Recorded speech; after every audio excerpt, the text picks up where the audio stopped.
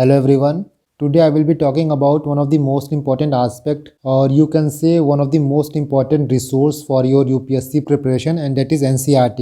I have been getting lot of messages from your side regarding NCERT, like which NCERT to refer, is it mandatory to refer NCERT, do we have to prepare notes of NCERT, how to read NCERT।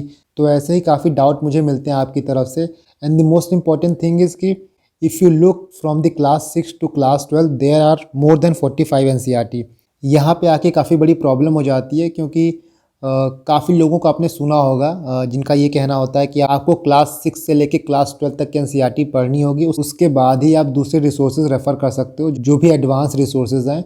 Because आप NCERT नहीं पढ़ोगे तो आपको समझ में नहीं आएगा। But I think ये टोटली रॉन्ग है।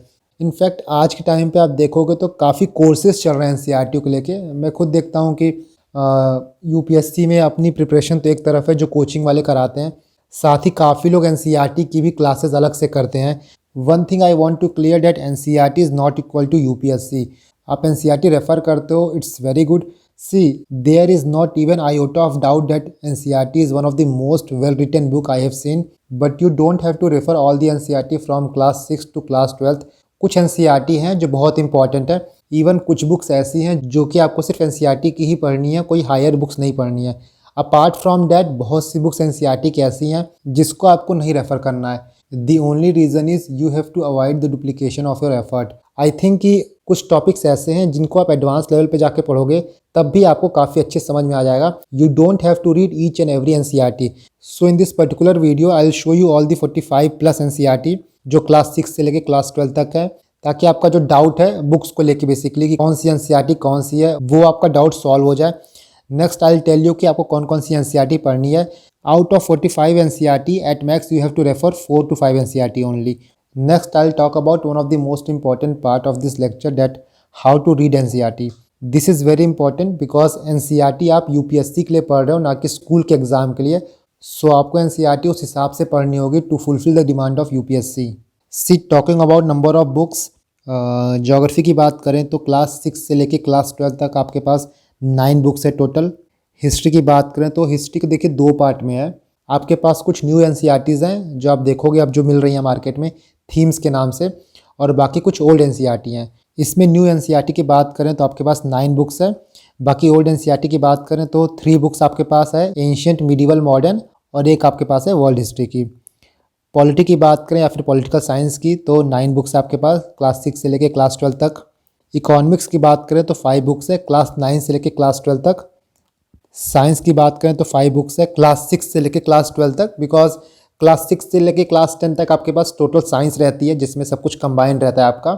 बट 11th-12th में आपके सब्जेक्ट्स अलग अलग हो जाते हैं। सोशोलॉजी की बात करें या फिर सोसाइटी तो आपके पास टोटल 4 बुक्स हैं 11th-12th में। And finally art and culture की बात करें तो it is the part of history only. आपके पास 2 बुक्स हैं, एक पार्ट आपका क्लास 11th में है, एक पार्ट आपका क्लास 12th में है। Now let's take each subject one by one. सबसे पहले हम ज्योग्राफी की बात करते हैं तो टोटल ये 9 बुक्स है आपकी क्लास 6 से लेके क्लास 12 तक। क्लास 6 में द अर्थ और हैबिटेट है। क्लास 7th की बुक है ये आपकी, ये क्लास 8th की है, ये क्लास 9th है। This one is class 10th। Class 11th में आपके पास 2 बुक होती है, पहली ये दूसरी ये, और क्लास 12th में आपके पास 2 बुक है, पहली ये दूसरी है। देखो NCERT की बात करें तो ज्योग्राफी की NCERT जो है वो out of all one of the most important NCERT है। But you don't have to refer all the NCERT, क्योंकि क्या होता है ना, काफ़ी रिपीटेशन है। जो चीज़ें आप क्लास 6 में पढ़ोगे वही 7th में पढ़ोगे, वही चीज़ 8th में पढ़ोगे, उसके बाद वही चीज़ आप 11th में पढ़ोगे। डेट इज़ वाई आप class 6th, 7th, 8th, 9th, 10th ये 5 बुक आपको पढ़ने की ज़रूरत नहीं है।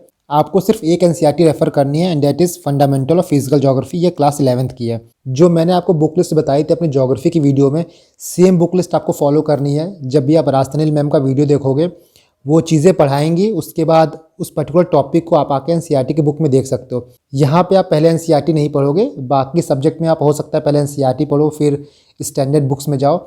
बट जहाँ तक ज्योग्राफी की बात करें तो यहाँ पे आप पहले राजस्थानी मैम की वीडियोस देखोगे, वो जो चैप्टर्स पढ़ाएंगी उनको आके आप NCERT में पढ़ लेना। और आपकी ये बुक जो है वो one of the most important है। आप चाहो तो ये भी पढ़ सकते हो, बट आई विल से कि आप सिर्फ ये वाली बुक पढ़ो, ये मोर देन इनफ है। So to sum up myself, geography के लिए as I already told you कि आप मैम के लेक्चर्स देख लो plus fundamental of physical geography पढ़ लो, that is more than enough. इसके बाद हम हिस्ट्री की बात करते हैं तो जैसा मैं बोल रहा हूँ कि हिस्ट्री में 2 पार्ट होते हैं और 2 डिबेट चलती रहती हैं कि न्यू एनसीईआरटी पढ़ें कि ओल्ड एनसीईआरटी पढ़ें। देखो न्यू और ओल्ड में डिफरेंस क्या है। जो ओल्ड एनसीईआरटी है उसमें चीज़ें थोड़ी अच्छी से दी गई हैं, फैक्ट्स थोड़े ज़्यादा डाले गए हैं as compare to new NCERT. और यूपीएससी का पेपर देखोगे तो ज़्यादा बेस्ड ऑन ओल्ड एनसीईआरटी रहता है। न्यू एनसीईआरटी को काफ़ी ऑथर्स मिल के लिखे हैं, बट ओल्ड एनसीईआरटी को आप देखोगे तो इंडिविजुअल ऑथर्स लिखे हैं, like R S Sharma, Satish Chandra, Bipin Chandra, Arjun Dev. इसीलिए ओल्ड एनसीईआरटी जो है वो थोड़ी better as compare to new NCERT. ये सारी बुक्स आपकी न्यू एनसीईआरटी हैं and these are the old NCERT. So new NCERT में आपको कोई बुक नहीं पढ़नी है। देखो आपको बहुत जगह देखने को मिलेगा, लोग दिखाते हैं कि पर्टिकुलर क्वेश्चन एनसीईआरटी की इस बुक से आया है, एनसीईआरटी की उस बुक से आया है। देखो जो भी क्वेश्चन आया हो, एक दो क्वेश्चन, उसके लिए आप ये पूरी की पूरी 9 बुक्स नहीं पढ़ोगे, बिकॉज हिस्ट्री एक ऐसा सब्जेक्ट है जो कि स्टैटिक है। इसमें बहुत कॉन्सेप्ट नहीं है, चीज़ें आप देखोगे बुक में पढ़ोगे तो आपको याद करनी होंगी। कुछ ना कुछ आपको हर बुक से मिलेगा, but you have to refer only those book जहाँ से आपको कम से कम 70 से 80% सिलेबस कवर हो जाए। That is Y new NCERT आपको नहीं पढ़नी है। पढ़नी भी होगी तो आपको ओल्ड एनसीईआरटी पढ़नी है। इसमें से भी ये मॉडर्न इंडिया की जो है बिपिन चंद्रा, उसको नहीं पढ़नी है। जो मैंने अपनी हिस्ट्री की वीडियो में बताया था, आप तमिलनाडु बोर्ड की बुक पढ़ रहे हो तो ठीक है, तब आप एनसीईआरटी छोड़ सकते हो। बट आप तमिलनाडु बोर्ड की बुक नहीं पढ़ रहे हो तो एंशिएंट के लिए आप आर एस शर्मा पढ़िएगा, मिडिवल के लिए आप सतीश चंद्रा पढ़िएगा, स्पेक्ट्रम मैंने बता दिया मॉडर्न के लिए पढ़ना है, एंड वर्ल्ड हिस्ट्री के लिए आपको अर्जुन देव पढ़ना है। ये दोनों बुक आपको रेफर करनी है अगर आप तमिलनाडु बोर्ड की बुक रेफर नहीं कर रहे हो। बाकी वर्ल्ड हिस्ट्री के लिए आपको अर्जुन देव पढ़नी है। Now coming on to art and culture. Art and culture में आपके पास 2 बुक है, ये है फाइन आर्ट्स की पार्ट 1 और ये है पार्ट 2। आपको इसमें सिर्फ ये रेफर करनी है, ये रेफर नहीं करनी है, बिकॉज जो यूपीएससी में क्वेश्चन आते हैं वो आपकी इस बुक से आराम से निकल आएंगे। इवन आप देखोगे तो इस बुक में कई पेजों में आपको पद्म पानी की एक पेंटिंग देखने को मिलेगी, और यूपीएससी में 2017-18 में डायरेक्टली एक क्वेश्चन आया था कि वो पेंटिंग आपको कहाँ देखने को मिलती है। इसीलिए ये बुक ज़्यादा इंपॉर्टेंट है, इसको पढ़ना है आपको, इस बुक को रेफर नहीं करना है। Now coming on to polity या फिर पॉलिटिकल साइंस। यहाँ भी आपके पास 9 बुक हैं टोटल, क्लास 6 से लेकर क्लास 12 तक की, बट यहाँ पे सिर्फ आपको एक बुक रेफर करनी है, and that is class 11th की Indian constitution at work. It is one of the most important, one of the most beautifully written book. Even अगर आप यूपीएससी नहीं भी कर रहे हो तब भी आप ये बुक पढ़ सकते हो, इतने अच्छे तरीके से ये बुक लिखी गई है। लक्ष्मीकांत करने से पहले ये बुक आप कर लेना, अगर आप ये चाहते हो कि जो चीज़ आप लक्ष्मीकांत में पढ़ो आपको समझ में आए। ये बुक आपको प्री में भी हेल्प करेगा, मेंस में भी हेल्प करेगा। लक्ष्मीकांत आप देखोगे तो उसमें डायरेक्टली बॉम्बार्डमेंट ऑफ फैक्ट्स है। कोई भी चैप्टर आप उठाओगे, चाहे राइट्स का, ड्यूटीज़ का, डीपीएसपी का, तो डायरेक्टली मुद्दे पे बात की गई है। बट इस बुक में चीज़ों को बहुत अच्छे से बिल्डअप किया गया है। कॉन्स्टिट्यूशन क्या होता है, राइट्स क्या होता है, राइट्स क्यों प्रोवाइड किया गया है, राइट्स कैसे इवॉल्व हुआ है, जो हमारे 4 फाउंडर्स थे, कॉन्स्टिट्यूशन मेकर थे, उनके दिमाग में क्या चल रहा था जब वो फंडामेंटल राइट्स को हमारे कॉन्स्टिट्यूशन में डाल रहे थे। तो ये सारी चीज़ें यहाँ पे लिखी गई हैं। इवन कॉन्स्टिट्यूशन असेंबली में जो डिबेट हुए थे उनके भी कुछ स्निपेट्स जो हैं इसमें डाले गए हैं। दैट इज़ वाई सबसे important book and the only book which you have to refer for polity is Indian constitution at work. Now coming on to economics. Economics में भी आपके पास 5 बुक है, ये क्लास 9th की है, ये क्लास 10th की है, क्लास 11th और क्लास 12th। इसमें आपको क्लास 9th की नहीं पढ़नी है, क्लास 10th की नहीं पढ़नी है, बहुत बेसिक्स बुक्स हैं।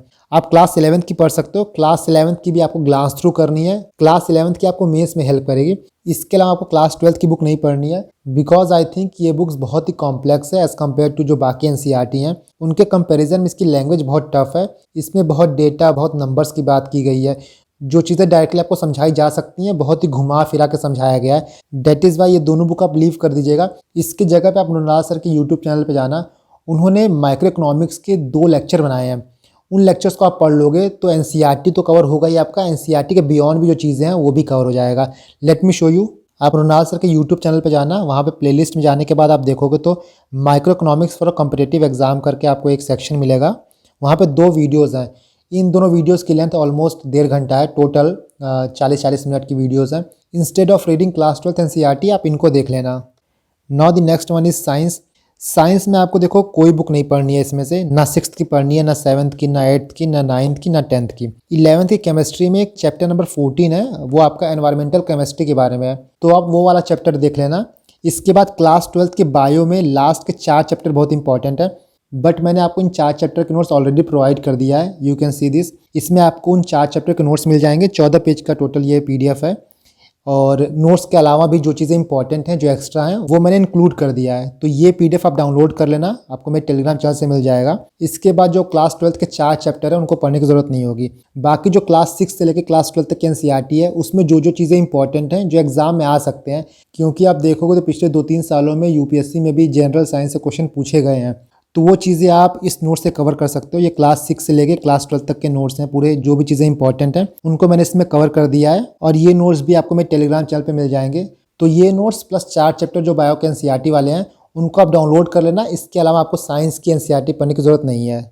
Now coming on to sociology या फिर सोसाइटी आप कह सकते हो। इसमें ये आपके क्लास 11th की बुक है और ये दोनों क्लास 12th की बुक है।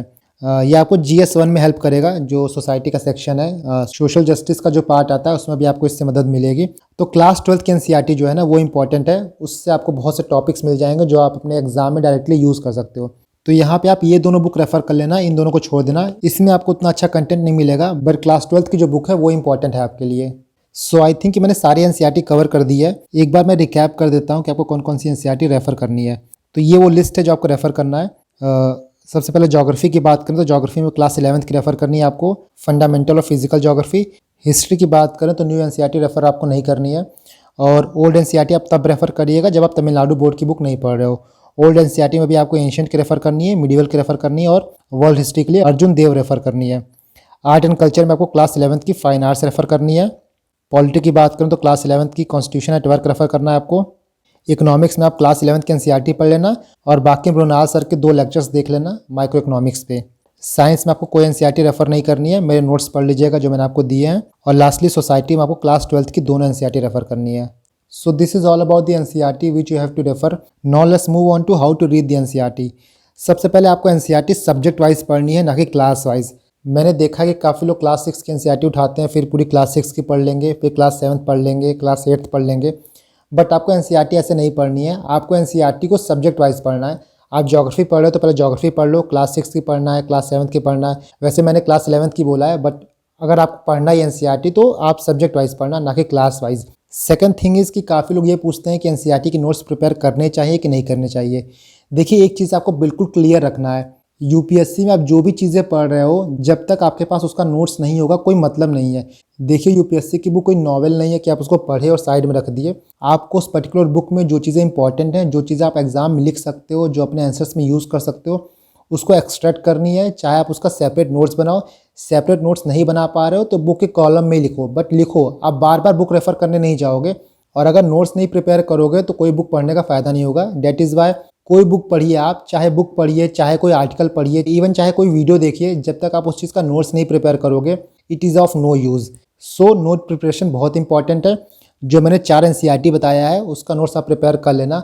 इसीलिए जो मैंने साइंस की एनसीईआरटी बताई थी उसका आपको नोट्स प्रोवाइड कर दिया है। जो आप हिस्ट्री पढ़ोगे एंशिएंट मिडिवल, उसका नोट्स प्रिपेयर कर लेना। आप सिर्फ देखने से फ़ायदा नहीं होगा।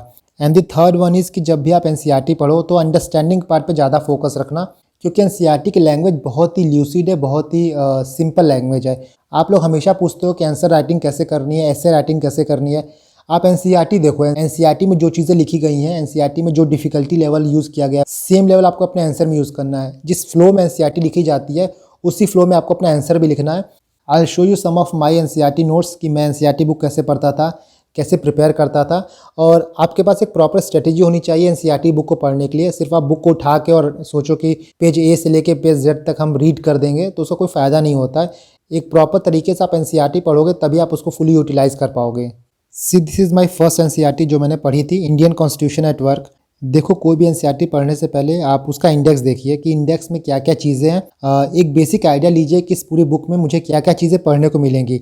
जैसे आप यहाँ देख सकते हो, पहला चैप्टर आपका कॉन्स्टिट्यूशन, दूसरा आपका राइट्स है, तीसरा आपका इलेक्शन है, चौथा एग्जीक्यूटिव, पाँचवां लेजिस्लेचर, छठवां जुडिशरी, सातवां फेडरलिज्म, आठवां लोकल गवर्नमेंट, नौवां constitution as a living document, और 10वां आपका है the philosophy of constitution. Even chapter 9 और चैप्टर 10 जो है, इससे मीन्स में डायरेक्टली क्वेश्चन आ सकता है। जो चैप्टर की हेडिंग है ना, यही क्वेश्चन बन के आ सकता है। डेट इज़ वाई एनसीईआरटी जो क्लास 11th की है बहुत इंपॉर्टेंट है।